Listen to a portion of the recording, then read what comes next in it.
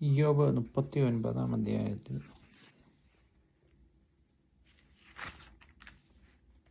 ഇയ്യോബ് പറയുന്ന കാര്യങ്ങൾ, ദൈവം ഇയ്യോബിനോട് പറയുന്ന കാര്യങ്ങൾ.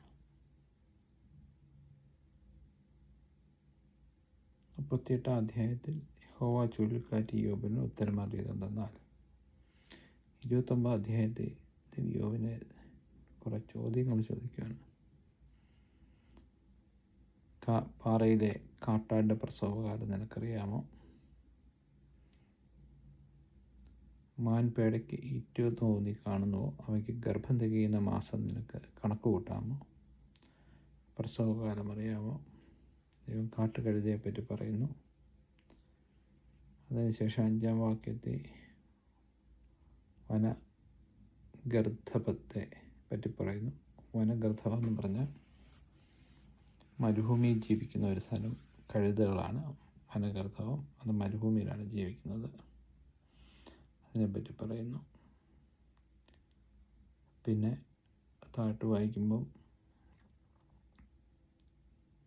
കാട്ടുപോത്തിനെ പറ്റി പറയുന്നു. അതിനെ കയറിട്ട് ഉഴുതാൻ പറ്റുമോ എന്ന് ചോദിക്കുന്നു. പിന്നെ ഒട്ടകപ്പക്ഷിയെപ്പറ്റി പറയുന്നു. ഒട്ടകപ്പക്ഷിക്ക് ബലമുള്ള വലിയ പക്ഷിയാണെങ്കിലും മുട്ട മണ്ണിലിട്ടിട്ടത് പോവാണ്. പ്രയത്നം വൃഥാവാണെന്ന് പറയുന്നു. ആ പോവെന്നാൽ ചിന്തിക്കുന്നില്ല. ദൈവം ഒട്ടകപ്പക്ഷിക്ക് ബുദ്ധിയെ കൊടുത്തിട്ടില്ലെന്നവിടെ പറയുന്നു. ജ്ഞാനമില്ലാതെ 17 ദൈവം അതിന് ജ്ഞാനവും വിവേകവും അത് നൽകിയിട്ടുമില്ല എന്ന് പറയുന്നു. അതിനുശേഷം കുതിരയെ പറ്റി പറയുന്നു. കുതിര നീയോ ശക്തി കൊടുത്തത്, കഴുത്തിന് മീതെ കുഞ്ചിരവും അണിയിച്ചത്. ദൈവം ഇയ്യോബിനോട് ചോദിക്കുകയാണ്. ഹുങ്കാരപ്രതാപം ഭയങ്കരം, അത് വില്ലിനെ പേടിക്കുന്നില്ല. ആയുധപാണി എതിർത്ത് ചെല്ലുന്നു. കാഹളനാദം ധ്വനിക്കും തോറും അതിന് ഹാഹ എന്ന് ചിനയ്ക്കുന്നു.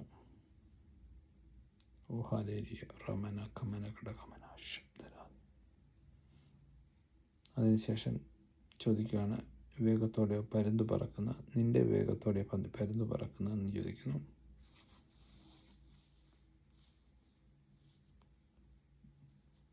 അത് പാറയുടെ മുകളിൽ ഇര തിരയുന്നു. അതിൻ്റെ കുഞ്ഞുങ്ങൾ ചോര വലിച്ച് കുടിക്കുന്നു. ഇങ്ങനെ ദൈവം ഇയ്യോബിനോട് പറയാണ് ദൈവത്തിൻ്റെ അത്ഭുതങ്ങൾ. ദൈവം എത്ര ഭയങ്കരനാണ്.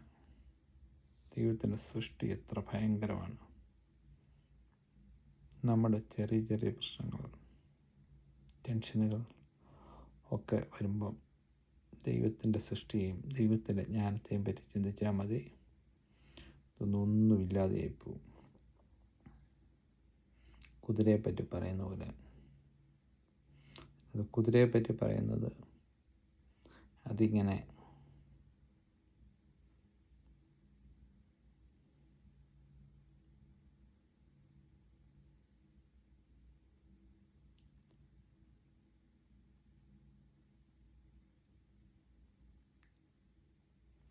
അത് താഴ്വരയെ മാന്തി ഊക്കോടെ ഉല്ലസിക്കുന്നു. അത് ആയുധപാണി എതിർക്കുന്നു. ശത്രുവിനെ ഭയപ്പെടത്തില്ല. 2026 കുതിരകളായിട്ട് മാറാം. കുതിരയ്ക്ക് എത്ര ശക്തി ഉണ്ടെങ്കിലും എത്ര ഭയങ്കരനാണെങ്കിലും അത് ഒന്നും ചെയ്യാൻ പറ്റത്തില്ല. Praise Lord. ദിവസങ്ങളിൽ ഒരു അഭിഷേകമുള്ളവൻ ഒരു കുതിരയെപ്പോലെ ശത്രുവിനെ ഭയപ്പെടാതെ കാഹളധ്വനി കേൾക്കുമ്പോൾ, ദൈവത്തിൻ്റെ ശബ്ദം കേൾക്കുമ്പോൾ ഹാഹ എന്ന് ചിന്തിക്കുന്നു. പടയും പടനായകൻ ഒന്നിനെയും ഭയപ്പെടാതെ മുന്നോട്ട് ഓടുന്നു. ദിവസങ്ങളിൽ ഒരു അഭിഷേകം പ്രാപിച്ചിട്ട് ഓരോ മനഹന്തന ഘടകം മുന്നോട്ട് ഓടട്ടെ. ആമേൻ. സ്വത്രം. ദൈവം സഹായിക്കട്ടെ.